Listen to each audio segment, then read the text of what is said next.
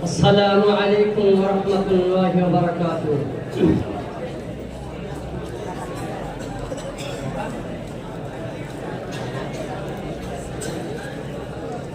نحمده ونصلي على رسوله الكريم. أما بعد فأعوذ بالله من الشيطان الرجيم. بسم الله الرحمن الرحيم. لا إكراه في الدين. صدق الله العظيم. وقال النبي صلى الله عليه وسلم إن الدين يسر أو كما قال عليه الصلاة والتسليم. শ্রদ্ধেয় সম্মানীয় আজকে সবার সভাপতি সাহেব ও বিশেষ অতিথিবৃন্দ, অভিজ্ঞ বিচক্ষণ শিক্ষক বিচারক মণ্ডলী ও আমার সাথী ভাইরা, সবাইকে আমি আমার অন্তরস্থল থেকে সালাম, ভালোবাসা, অভিনন্দন ও মোবারকবাদ জানিয়ে বিষয়বস্তুর দিকে অগ্রসর হতে চললাম। আজকের প্রতিযোগিতার বিষয় ইসলাম প্রচার তলোয়ারে নয়, উদারতায় সেই সংক্রান্ত। বন্ধুগণ, আমরা একটু ইসলামের দিকে দৃষ্টি নিক্ষেপ করি। ইসলাম কি বলে?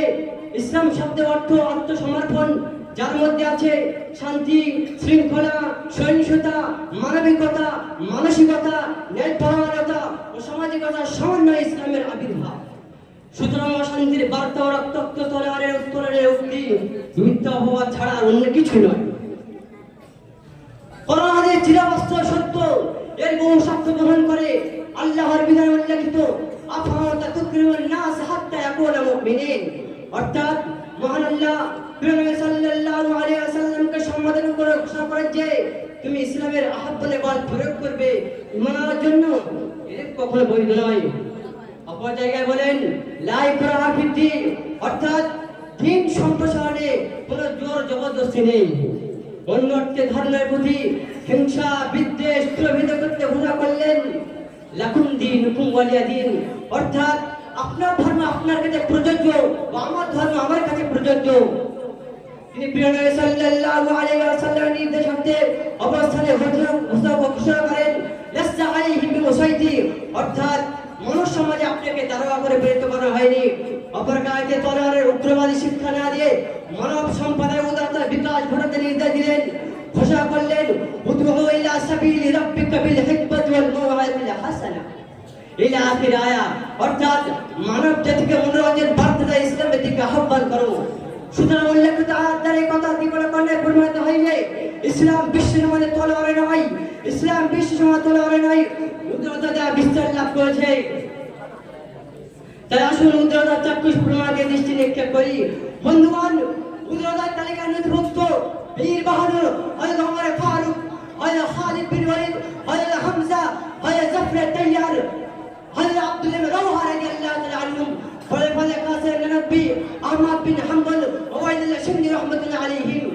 এছাড়াও বর্তমান আধুনিক জ্ঞান বিজ্ঞান বিজ্ঞ পণ্ডিত মিস্টার লর্ডস, মিস্টার টরান, চন্দ্র আরনকে, মিস্টার নীল আর্মস্ট্রং ও মোহাম্মদ আলী গেলে, তাছাড়া প্রত্যহ খবরের কাল খুললে দেখতে পাওয়া যায় শত শত ব্যক্তি ইসলাম ধর্ম গ্রহণ করছেন, বলে বড় জাতি বিদ্যার বলে। অতএব বোঝা গেল যে সত্য কল্যাণপূর্ণ ইসলাম ধর্ম তলোয়ারে বলে নয়, বলে মানবতা ও উদারতা বলে বিস্তার লাভ করেছে।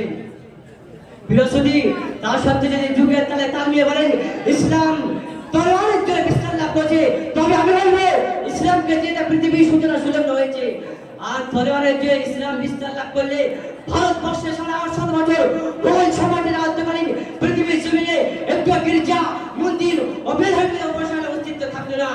আর যদি সত্যি ইসলাম তলোয়ারের যে বিস্তার লাভ করতো, তাহলে কোরআন হাদিসের বিধিবিধানে কখনো বেধর্মীদের সুযোগ সুবিধা বন্ধ করা হতো না। মনে রাখবেন, ইসলাম ও উদারতার মধ্যে এক অবিচ্ছেদ্য সম্পর্ক। উদারতা বিহীন যেমন ইসলাম প্রচার ও প্রসার লাভ করতে পারে না, ঠিক তদ্রূপ ইসলাম ধর্মকে বাদ দিয়ে উদারতাকে বোঝায় না। তাই বিশেষ কিছু মনীষীগণ মত প্রকাশ করেছেন, যেমন বাংলার প্রসিদ্ধ মনীষী স্বামী বিবেকানন্দ, ভারতপুর মহাত্মা গান্ধী, জাতির জনক নেতাজি সুভাষচন্দ্র বসু, মিস্টার জওহরলাল নেহরু, আমাদের কলকাতা বিশ্ববিদ্যালয়ের আইন অধ্যাপক ডাক্তার সুধীর রায় ও বৈজ্ঞানিক বারবানি, আইনস্টাইন ইত্যাদি মনীষীগণ পুস্তকাদি মত করতে ঘোষণা করেন ইসলাম শান্তির ধর্ম, ইসলাম শান্তির ধর্ম, ইসলাম তলোয়ারে নয় উদারতা দ্বারা বিস্তার লাভ করেছেন। আল্লাহ তাআলা আল্লাহ রাব্বুল আলামিন আপনি ঘোষণা করেন ফায়াকাতালুহুম ফাকতুলুহুম। উক্ত আয়াতের ব্যাখ্যায় দৃষ্টি করে কিছু বুদ্ধি সম্পদের উক্তি ইসলাম যদি দলের দ্বারা পূজা হতো তাহলে ইসলামের জেলে প্রয়োজন কিসের? বলে বন্ধু, ইসলাম মুক্ত জিহাদের পিতা উগ্রবাদের সন্ত্রাসের পাশে সন্ত্রাসবাদের উদ্দেশ্য নাই, বরং আত্মরক্ষার উদ্দেশ্য। আর ওই লোকটা ফাকতুলুল মুশরিকিন হাইসু তাকতুমুহুম ইলা আখির আয়া। উক্ত আয়াতের